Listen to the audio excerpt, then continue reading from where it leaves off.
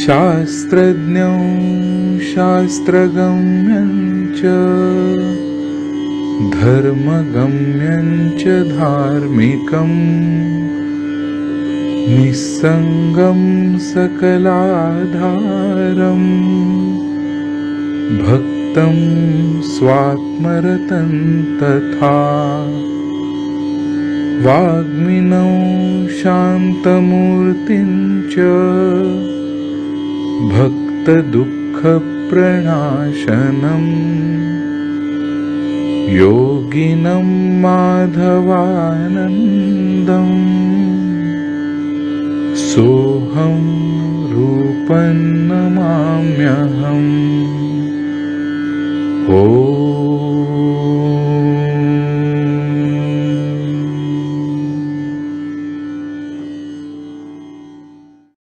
या लोकांनी जे काही केलेलं आहे त्याची आपण कल्पना नाही करू शकत.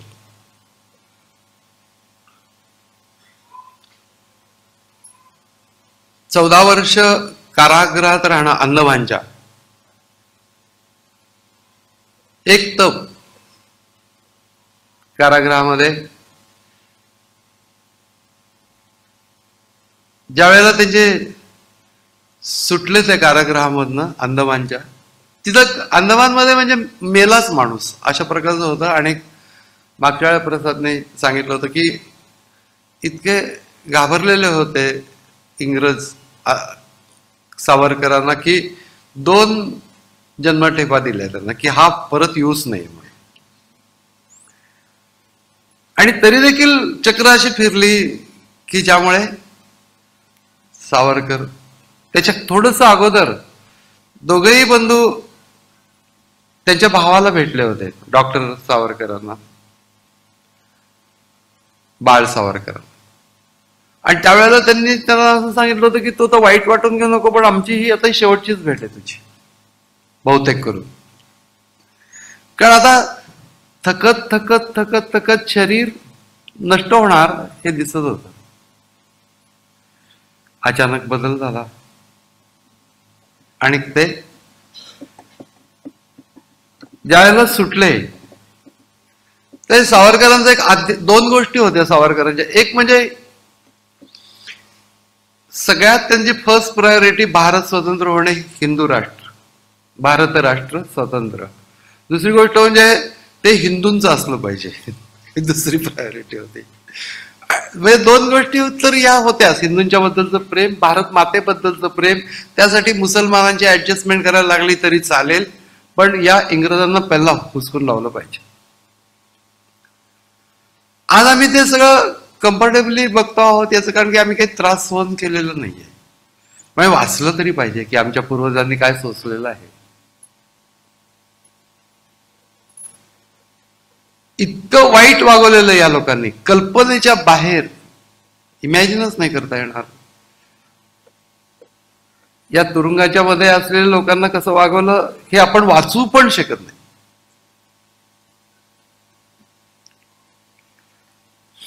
मग या 2 गोष्टी होत्या, भारताचं स्वातंत्र्य, हिंदू राष्ट्र, दुसरी गोष्ट. आणि तिसरी गोष्ट म्हणजे त्यांचं अध्यात्म. हे आपल्याला आश्चर्य वाटेल की सगळी भाषा, धर्म आणि अध्यात्म याच्याशी संबंधित असते. सुटका झाली त्याच्यावरती माझी जन्मठेप संपवताना सावरकरांनी लिहिलंय की सुटका झाली तरी पायातली लोखंडी बेडी तुटली, पण मनाभोवती जखडलेली इच्छेची बेडी तुटली नाही. पायातली लोखंडी बेडी तुटली, पण मनाभोवती जखडलेली इच्छेची बेडी तुटली नाही. बंदीगृहाच्या दगडी तटाबाहेर येऊन मी उभा राहिलो, पण तृष्णेच्या क्षितिजांचा दुर्लंग तट अजून आत्म्याला कोंडून उभाच आहे.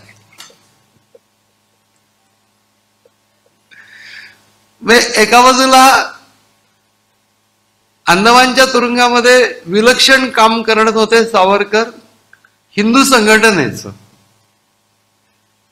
त्या ठिकाणी मुसलमान लोक पण कार्यरत होते आणि मुसलमान लोकांनी त्या ठिकाणी धर्मांतराचं काम सुरू केल्यानंतर विलक्षण विरोध त्यांनी केला, सगळ्या हिंदूंना एकत्र केलं आणि त्या याच्यामध्ये ज्या लोकांना त्यांनी धर्मांतरित केलेलं होतं त्याला पुन्हा हिंदू धर्मात घेऊन त्यांचं शुद्धीकरण तुरुंगातच करून घेतलं.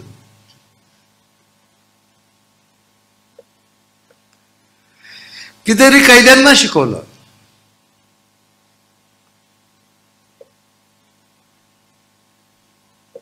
त्यातला एक दरोडेखोर होता, जन्मठेपेची शिक्षा झालेला, तो सुटला नंतर आणि असे कितीतरी त्यांना शिकवलं होतं ते.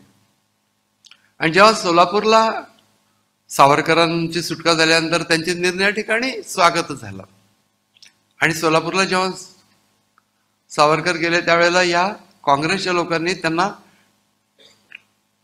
त्या दरोडेखोराला सुपारी दिली होती की याला, म्हणजे ते असे मवाळ वगैरे होते लोक, पण सुपाऱ्या वगैरे द्यायचे.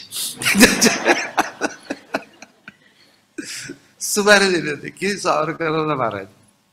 आणि तो फिरत होता की त्यांच्या भोवती भोवती भोवती आणि अगदी जवळ गेला आणि म्हणला, अरे ये तो हमारे बडे बाबू है, इनको कौन हात लगा सकता है. म्हणून तोच त्यांचा अंगरक्षक झाला. खूप प्रेम केलेलं होतं, खूप प्रेमाने शिकवलेलं होतं, हिंदूंची अस्मिता जागृत केलेली होती त्या तुरुंगाच्या मध्ये. जेव्हा ते बाहेर पडले आणि जन्मठेप लिहिलेले त्याच्यामध्ये शेवटी पुन्हा पुन्हा मी अनंत गोष्टी पुन्हा पुन्हा लिहिलेल्या आहेत.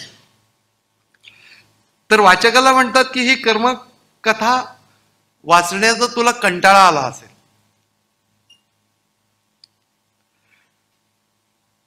पण क्षण आणि क्षण मोजत 14 वर्ष राजबंदी किती कंटाळवाणी झाली असेल याचा तू विचार कर, वाचकाला म्हणतात. आणि पुढे ते म्हणतात, कंटाळ्याचाही कंटाळा न करता त्याला शेवटपर्यंत कर्तव्य म्हणून कवटाळून घेतले ज्यांनी, त्यांची तू आठवण विसरू नकोस. म्हणून अलीकडच्या काव्यामध्ये तुम्ही ऐकलं असेल, कंटाळाचा देखील मला कंटाळा आला. ते याच्यात नाही. काही काही काव्य जे आहेत सावरकरांची, त्या सावरकरांच्या काव्यामध्ये पुढच्या काव्यांना प्रेरणा मिळालेली. त्यातलं हे अगदी 100% शब्द संदीप खरेच्या काव्यामधले इथले आहेत. कंटाळ्याचा कंटाळा न करता, हे सावरकरांनी वापरले पहिल्यांदा शब्द. म्हणजे माझं असं चौफेर लक्ष असतं की हे मी तुला सांगतो. अजून एक गोष्ट आहे की रत्नागिरीमध्ये ज्या वेळेला सावरकर आले त्यावेळेला कार्य करणार नाही कस,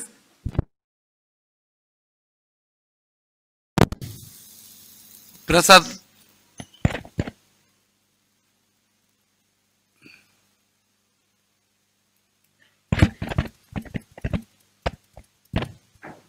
प्रसाद म्हणला तसा की कार्य करणार नाही असं शक्यच नाही. सावरकर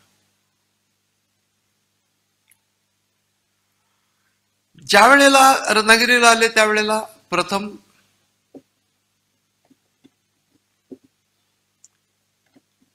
कुठल्याही राजकीय गोष्टींच्या मध्ये भाग घेण्यासाठी, त्याच्यावरती वक्तव्य करण्यासाठी म्हणून बंदी होती. तो इन्सिडेन्स मागच्या शिबिरात मी सांगितलं होतं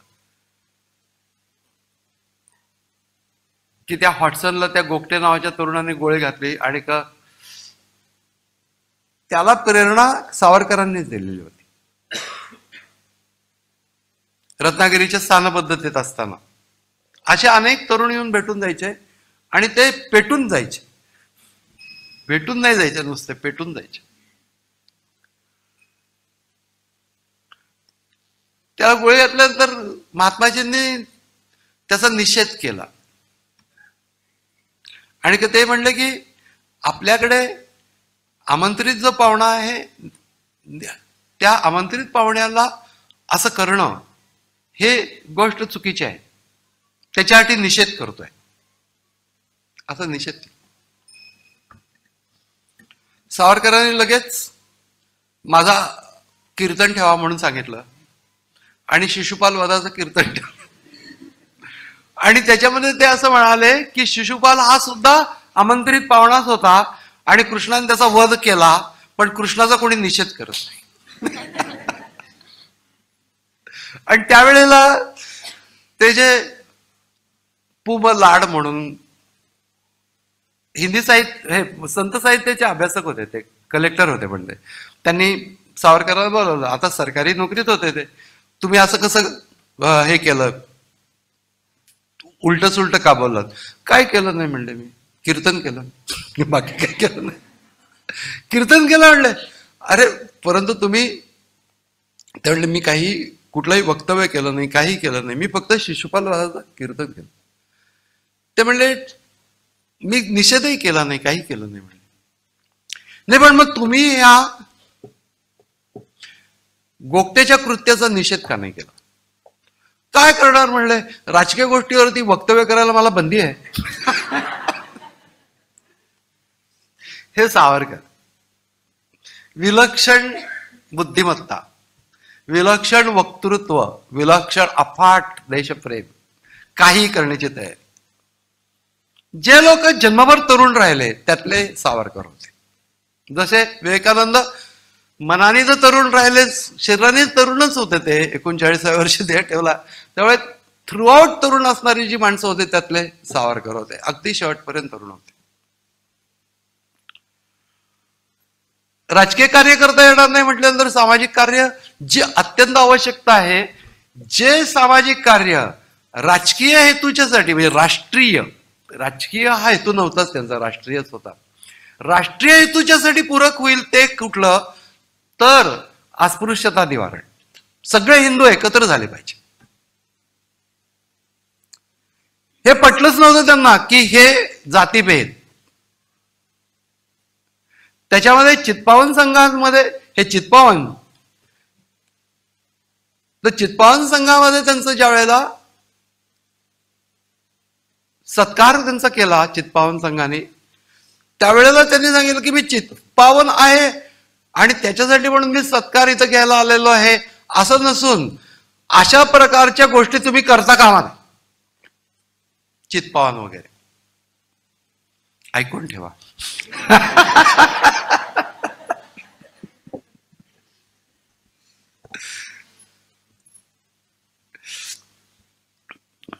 त्याच्यामध्ये त्यांनी कर्णाचं उदाहरण दिलं आणि मी त्याच्यामध्ये ते तेजस्वी वाक्य बोलून गेले. ते सगळं विलक्षण परिणामकारक ठरलं. ब्राह्मण लोक त्यांच्यावरती खवळले, ही गोष्ट तर आहेच आहे, पण काही करू शकत नव्हते कारण की ते ब्राह्मण होते, त्यामुळे काही करू शकत. पतित पावन मंदिर रत्नागिरीतलं स्थापन केलं.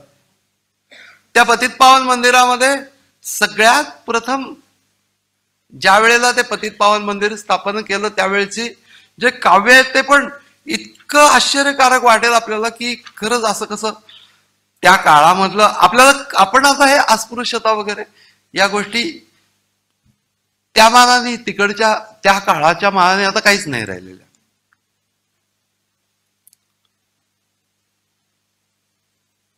पण ही गोष्ट नुसते अस्पृश्यता निवारण आणि या सगळ्याच गोष्टी करत राहिले होते सावरकर, असं नाहीये. आणि ते करताना त्यांनी हिंदूंचं एकता ही मुख्य ठेवली होती. म्हणून पहिलं काव्य हिंदूंचं एकता गान, तुम्ही आम्ही सगळे हिंदू बंधू बंधू, हे पहिलं काव्य रत्नागिरीच्या ह्याच्यामध्ये. तो महादेवजी पिता आपुला चला तया बंधू.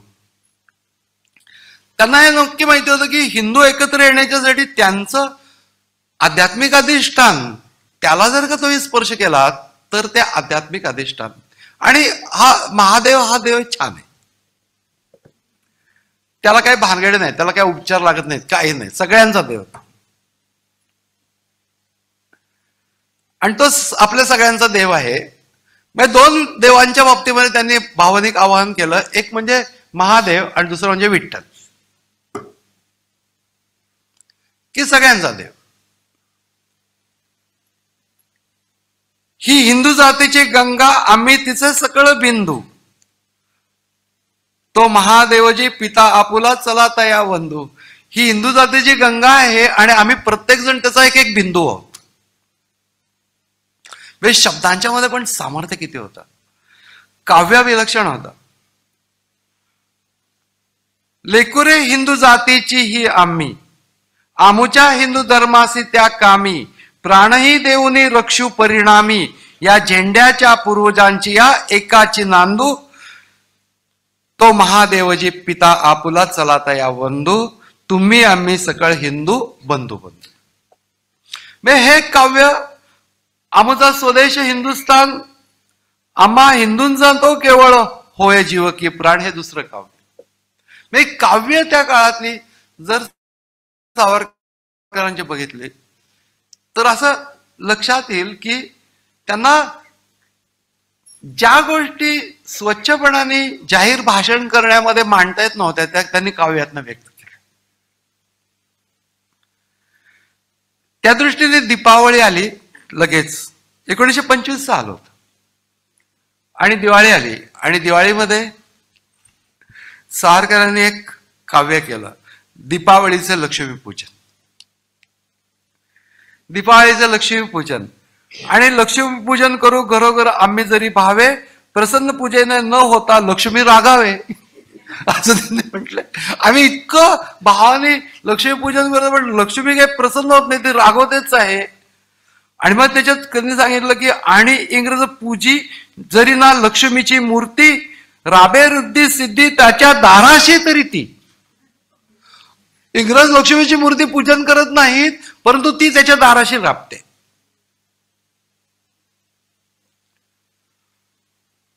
काय बंधून कारण रुसली भारत लक्ष्मी का. काय बरं कारण असेल भारताची लक्ष्मी रुसली का असेल. लाथाडून दे पूजा आमुची शतकांची देखा, आम्ही शतक पूजा करत आलो आणि ती आता लाथाडून का देते. हे बघा जोर किती आहे. एखाद्या देवतेच्या बाबतीमध्ये बोलता आहेत परंतु त्यांना असं वाटत नाही भीती तिची. त्यांनी मग कारण सांगितलं लक्ष्मी रागवते काय. ते सांगितलं कारण आम्ही सुमे अर्चितो परिना सुमनांते, विनोऊ परिना विष्णू समतीला जिंकू विक्रमाने. लक्ष्मी पूजन करावया जई करीतो स्नानाला, परका साबू परकी तेले लावू अंगाला.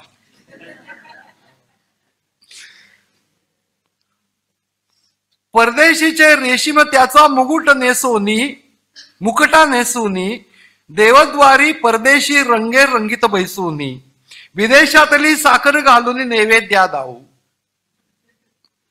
अशा पूजेने प्रसन्न होईल लक्ष्मी हे भाऊ. आणि पुढे ते असं म्हणतात की प्रत्येक साबण जे जे आम्ही वापरतो त्याचं कोटी, तेल कोटी रुपये, त्याच्या अंदर साखर कोटी रुपये, जे जे नैवेद्याला लावतो काय काय करतो त्या सगळे कोटीच्या कोटी रुपये परदेशात जातात. ती लक्ष्मी इथं आम्ही तिची पूजा करतोय आणि ती लक्ष्मी जाते परदेशामध्ये. कारण की ज्या गोष्टींनी आम्ही त्या पूजा करतो, ज्या गोष्टींनी दीपावली साजरी करतो ते सगळे परक्या गोष्टी आहेत. आणि हे जे स्वदेशी हा जो लोकमान्य टिळकांचा जो बाणा होता तो काव्यामधनं प्रगट झाला. स्वदेशी तुम्ही सोडलेली आहेत, पैसा सगळा त्यांच्या घरामध्ये जातो आहे आणि तुमची लक्ष्मी तुमचं नुसतं पूजन चाललंय आणि लक्ष्मी त्यांच्याकडे राबते. याचं कारण तुमचीच लक्ष्मी त्यांच्या दारात जाते, तुम्हीच तिला घालवताय. अशा रीतीने जागृती करणं लोकांची.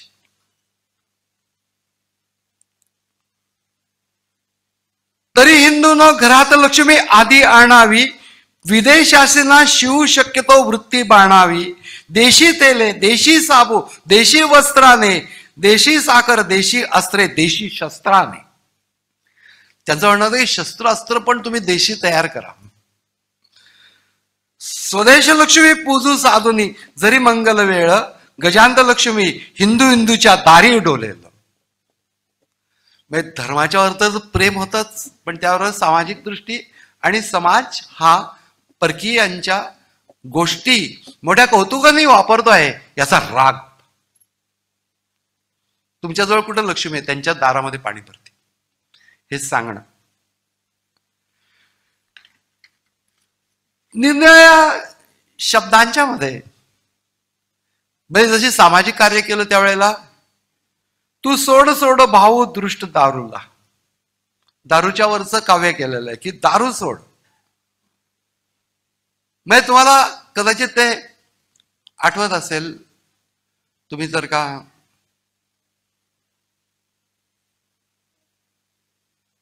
वाऱ्यावरची वरात ऐकलं असेल तर त्यावेळेला भाऊ, दारू म्हणजे काय रे भाऊ, शब्द इथला आहे, लक्षात ठेवा. कारण की ह्या काव्य इतकं विलक्षण होतं आणि त्या काळामध्ये प्रसिद्ध होतं.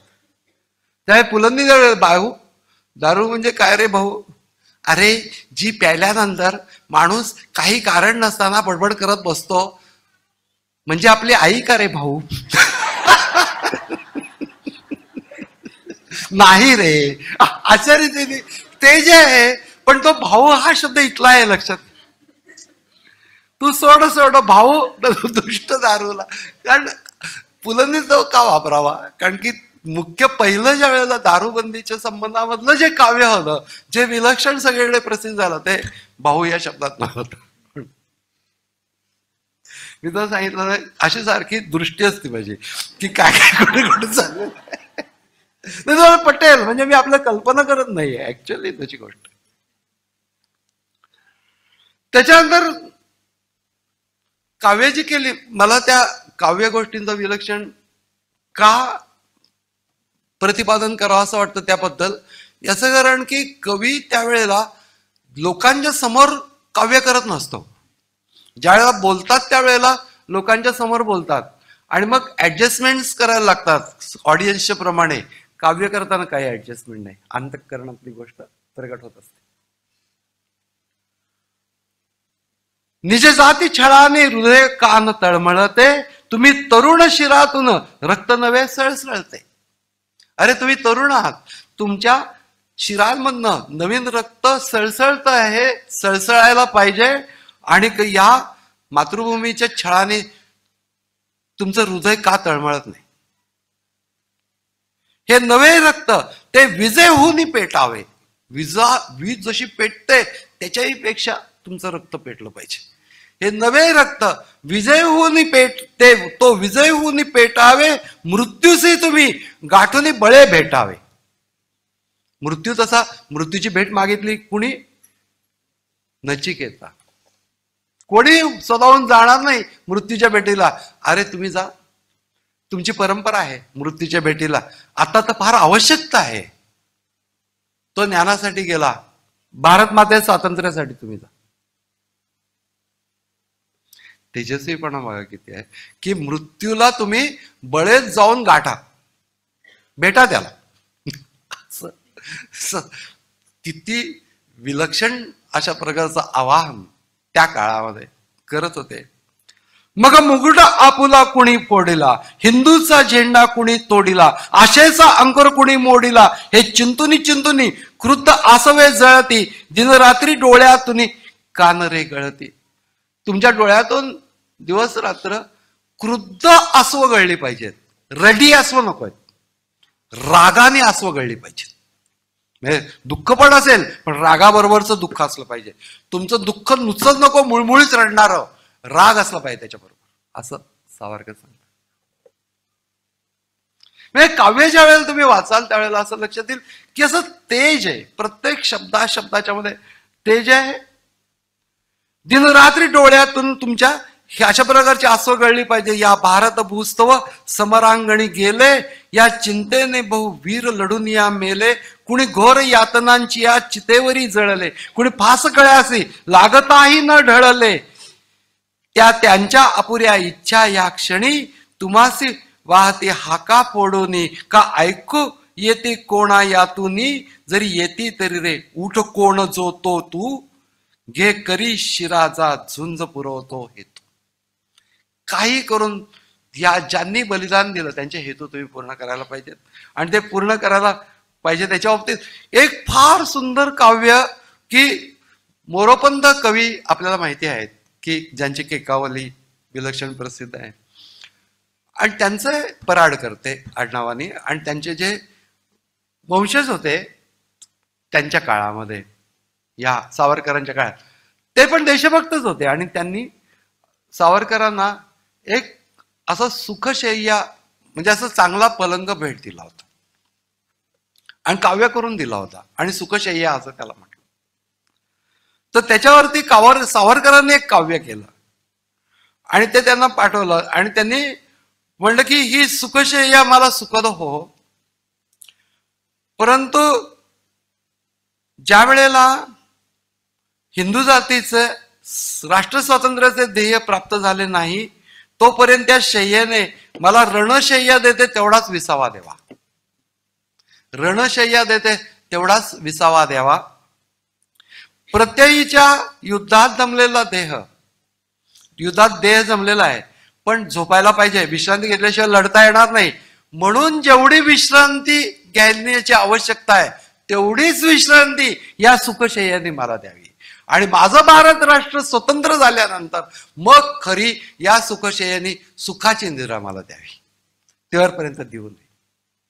मग प्रत्येक गोष्टीत कसं राष्ट्र स्वातंत्र्याने ते भारले गेलेले होते, शब्दांच्या मधनं ते राष्ट्र स्वातंत्र्य कसं प्रगट होत ते अगदी बघण्यासारखं आहे. आणि ज्या वेळेला भगतसिंगाला फाशी दिलं त्यावेळेला 23 मार्च 1931 स्थानबद्धतेतच होते हे आणि त्याच्यामध्ये त्यांनी ते बातमी जी झाली त्या बातमीने निर्माण झालेल्या रागातून चित्तक्षोभामधून एक काव्य स्फुरलं त्यांना आणि ते काव्य स्फुरल्यानंतर त्या काळामध्ये हिंदू तरुण मंडळ होतं आजूबाजूला, म्हणजे गुप्त मंडळ असायची त्याच्यामध्ये हिंदू तरुण मंडळ होतं. हिंदू तरुण मंडळातल्या तरुणांना बोलवलं, ते काव्य त्यांना पाठ करायला लावलं आणि दुसऱ्या दिवशी पोलीस जागे होण्याच्या अगोदर या तरुणांनी रत्नागिरीमध्ये प्रभात फेरी काढली हे काव्य म्हणत. आणि ते काव्य जे होतं ते हा भगतसिंग हाय हा जसे आजी फाशी अमास्तवची वीरा हाय हा राजगुरु तू हाय हा राष्ट्रसमरी वीर कुमारा पडसे झुंजत हाय हा, म्हणजे जे दुःख व्यक्त करणारं काव्य होतं. आणि त्या सगळ्या तरुणांनी या पोलिसांच्या त्यांना जाग येण्याच्या पूर्वी प्रभात फेरी काढून मोकळे झाले. प्रत्येक वेळेला असं लक्षात येतं की हिंदू धर्माच्या साठी म्हणून आता संत रोहिदास म्हणून काव्य केलंय, तुम्ही आम्ही हिंदू हिंदू जातीचे सर्वही भक्त विठ्ठलाचे रक्षू हिंदू धर्म धर्म विठ्ठलाचा आमुच्या वाडवडिलांचा. म्हणजे ज्या वेळेला त्या काव्यामध्ये असं म्हटलं की रोहिदासाला तू अशुद्ध आहेस त्यामुळे तुला स्पर्श करता येणार नाही, तर रोहिदास त्यांना विचारतो की कातडा अशुद्ध म्हणजे काय असतं, तर ते म्हणले नाही तुझं कातड अशुद्ध आहे. मग ते म्हणले कातड हे सगळंच अशुद्ध आहे ना, हो, पण मग त्या कातड्यामधनच तुम्ही जन्म घेतला असं रोहिदास म्हणतो. म्हणजे कातड्याशिवाय तुम्ही थोडाच जन्म घेतलाय, कुणालाही जन्म कातड्यातनच घ्यायला लागतो आणि मग ते अशुद्ध कसं होईल, आणि जर का माझा असेल तर तितकंच तुमचं पण आहे. हे सगळं काव्यामधनं सावरकरांनी गुंफलं. आणि या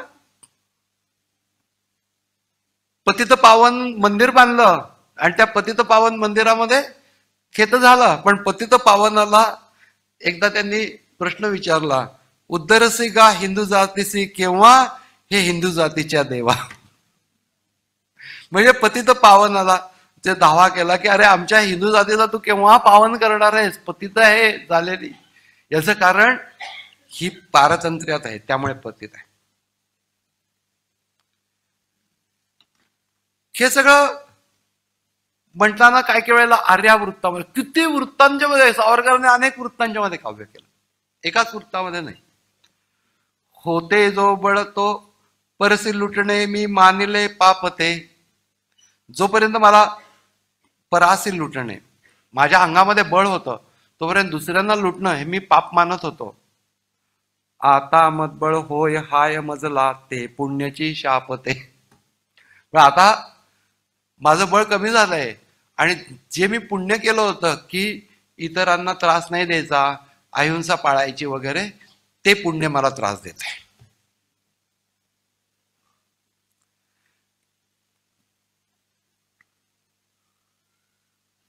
त्राता देह नृसिंह सोडून पूजू, गायी सजी जाय मी, वाघाच्या पुढती म्हणून बनले, गायी हुनी गाय मी.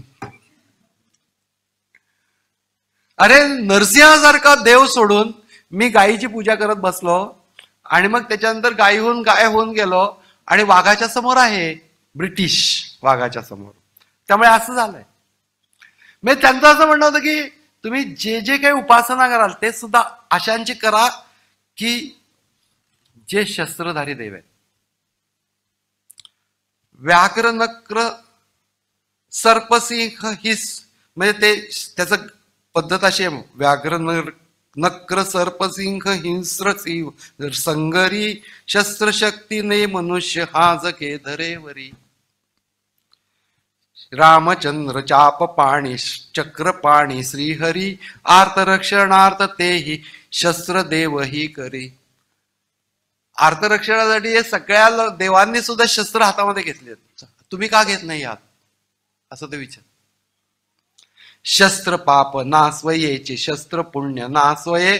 शस्त्र हे पापही नसतं पुण्यही नसतं, शस्त्र हे शस्त्र असतं. शस्त्र पाप नासवेचे शस्त्र पुण्य नास्वये, इष्टता अनिष्टता ही त्यास हेतू नेचये. हेतू काय, त्याच्याने त्याला इष्टता किंवा अनिष्टता येते. राष्ट्ररक्षणार्थ शस्त्र धर्म्यमान ते जरी, आंग्ल जर्मनी जपान राष्ट्र राष्ट्र भूवरी. अरे आंग्ल राष्ट्र जर्मनी जपान हे जर का शस्त्र हातात धरणं हे धर्म्य मानतात, मग तुम्हीच का नेबळपणा करता आहात? तुम्ही का हे अहिंसा करतात? शस्त्र हातात घ्या. चेतवण्याची एक पद्धत आहे. आणि तुम्ही त्यांचा आदर्श घेताय ना, मग त्यांनी नाही का शस्त्र घेतली, तुम्ही पण घ्या त्यांच्या विरुद्ध शस्त्र, असं चेतवत.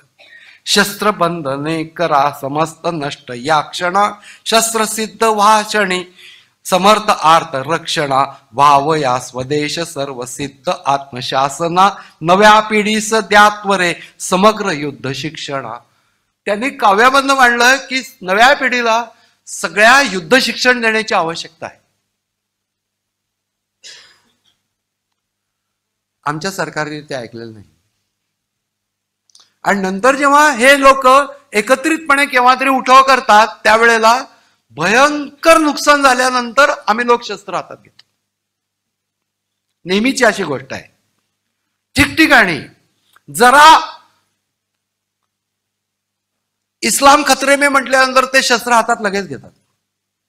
आम्ही त्यांनी खूप नाश केल्यानंतर मग आम्ही शस्त्र हातामध्ये घेतो. तर सावरकरांनी सांगितलंय की व्हावया स्वदेश सर्व सिद्ध आत्मशासना, नव्या पिढीस द्यात परे समग्र युद्ध शिक्षण.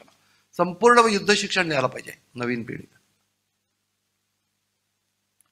घ्या घ्या घ्या शपथा तरुणांनो, मरुही देशाकरिता घ्या. स्वस्थ कसे बसला लागे ना, तळमळकारे चिंता स्वस्थ कसे बसला. तळमळत्या पडल्या टिळकांच्या पूर्व हेतूला. त्या टिळकांचा हेतू पूर्ण झाला नाही. स्वदेशी स्वराष्ट्र हे पूर्ण नाही झालं. त्यामुळे तुम्ही हे टिळक गेले, त्यांच्या हेतूला पूर्ण करण्याची जबाबदारी तुमची. टिळकांवर विलक्षण प्रेम होतं. जरी का ते अगदी त्यांचं कार्य आणि त्यांचं कार्य एकाच पद्धतीने करणं शक्य नव्हतं.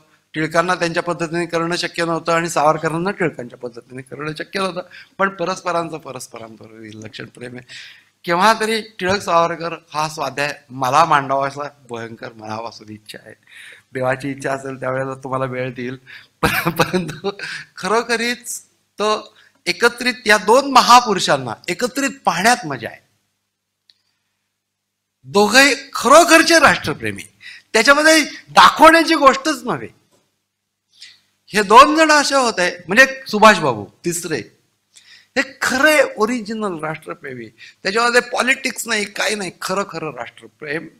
आणि ते स्पष्टपणाने परस्परांवर पण प्रेम करत होते. तो सगळा इतिहासच आपल्याला अभ्यासायला पाहिजे आहे. तो सगळा इतिहासच आम्ही सतत डोळ्यासमोर ठेवला पाहिजे आहे. कारण की सारखा समोपचाराचा इतिहास आम्ही बघतो आहोत आणि त्यांनी आपल्याला स्वातंत्र्य मुळीच मिळालेलं नाही.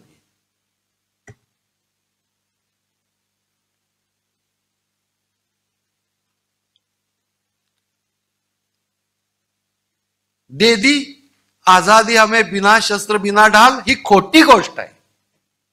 असं मुळीच झालेलं नाही. या सशस्त्र क्रांतिकारकांच्यामुळे आणि हिंदू सैन्यामध्ये जे सावरकरांनी त्या रत्नागिरीच्या स्थानबद्धतेच्या काळामध्ये हिंदू तरुणांना प्रोत्साहित करून सैन्यात धाडलं, ते सैन्यात धाडलेले युवक या आझाद हिंद फौजेला मिळालेले होते. त्याच्यासाठी सुभाषचंद्र बोसांनी त्यांची पहिल्याच भाषणामध्ये त्यांचे आभार मानलेले होते, जे प्रसादने सांगितलं. मग त्यावेळेला विलक्षण टीका झाली, त्याच्यात काही शंकाच नाही. पण सावरकरांची ज्यावेळेला उद्दिष्ट स्वच्छ आहेत त्यावेळेला टीका झाली तर ते बिघडणारं नव्हतं. त्या टीकेला उत्तर ते देऊ शकत नव्हते त्यावेळेला, कारण की मी या हेतूने करतोय म्हणून. त्यावेळेला टीका सहन करणं भाग होतं, त्यावेळेला सहन केलं. पण एकूण हा सगळा इतिहास आणि सावरकरांचं ज्वलंत काव्य याच्या सहित आपण सगळ्या राष्ट्रपुरुषांचे, विशेष करून क्रांतिकारक पुरुषांचे स्वाध्याय करतो आहोत. मोठ्या जोशात करायला पाहिजे. आपल्यावरती त्यांचं मोठं ऋण आहे. जसं संतांचं आपल्यावरती ऋण आहे, त्याचप्रमाणे राष्ट्रपुरुषांचं आपल्यावरती ऋण आहे. आणि राष्ट्रभक्ती आणि अध्यात्म या दोन्ही गोष्टी हँड इन हँड झाल्या पाहिजे. असं होतं का म्हणे की आम्ही एक फक्त टाळ चिपळ्या आनंद घेऊच, त्याच्यात काही शंका नाहीये, परंतु जिवंत मनाने घेऊ, राष्ट्रप्रेमासहित अध्यात्म करू. खूप भलं असं वाटतं. सावरकरांचं अध्यात्म पण तितकंच होतं. आता या काळामध्ये केवळ राष्ट्रभक्तीच्याच काव्य केले अशातला भाग नाही. अनंताची आरती म्हणून एक काव्य केलं. निरंजनासी निरंजनाचा देवा दीप तुला, दावती देवा दीप तुला. निरंजनासी, तो देव जो आहे तो ज्ञानस्वरूप आहे आणि त्याला निरंजनाने दिवा ओवाळतो.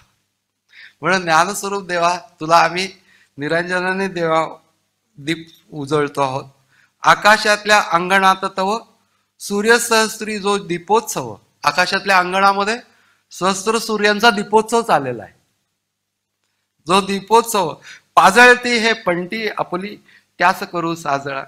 त्यात सुद्धा आम्ही आमची पंटी लावून तुला ओवाळतोच आहोत. खरं तर आकाशात सहस्त्र सूर्यांचा दीपोत्सव तू करतोस, तुला काय या पंटीचं, पण तरी आमची भावना आहे की आम्ही तुला ओवाळतो. सौंदर्य खूप आहे काव्याचं. दावती देवा दीप तुला, सूर्य सहस्री जो उरला, पंटीने तो जाई स्फुरला. पंटीचा उपयोग काय? माझ्या मनामध्ये देवाच्या अस्तित्वाचं स्फुरण होतं, हाच त्याचा उपयोग आहे. नयनी जैसा अंधकार तो लव, आहे तोच भला. दावती देवा दीप तुला. आईच्याचे बागेमधुनी ताजी ताजी वेचुनी वेचुनी, मुली गुंफती आईच्याची वेणी तुनी फुला. पूर्वीच्या काळातल्या गोष्टी आहेत. आईंना वेण्या होत्या आणि मुली मोठ्या कौतुकाने आईसाठी वेणी करायच्या आणि आईने लावलेल्या फुलांच्या मधनच आईला वेणी करायच्या. तशा प्रकाराने आम्ही तुला दीप ओवाळतो, कारण की सगळं तेज तुझंच आहे, तुझ्याच तेजाने तुला ओवाळतो आहोत. अशा प्रकारची काव्य पण सावरकरांची आहेत. म्हणून कधी कधी असं वाटतं की किती गोष्टी सावरकरांच्याकडे होत्या. प्रेरणास्थान संबंध, म्हणजे जे म्हटलं जातं की हिंदू हृदय सम्राट, हे खरोखरीच ते होते. मग लोकांनी सगळ्यांनीच ओळीने आपल्याला लावून घ्यायला सुरुवात केली. असं काही सगळे खूप होऊ शकत नाही. सम्राटांचं पीक यायला लागलं तर असं होत नाही. पण आम्ही हे पाहायला पाहिजे. या वाङ्मयाला आम्ही विसरता कामा नये आणि किमान स्वरूप योग तरी कुणाला हे विसरू देणार नाही, एवढं आम्ही जरूर स्वाध्याय करायला पाहिजे, प्रेझेंटेशन करायला पाहिजे, सुरू करू. हरिओम.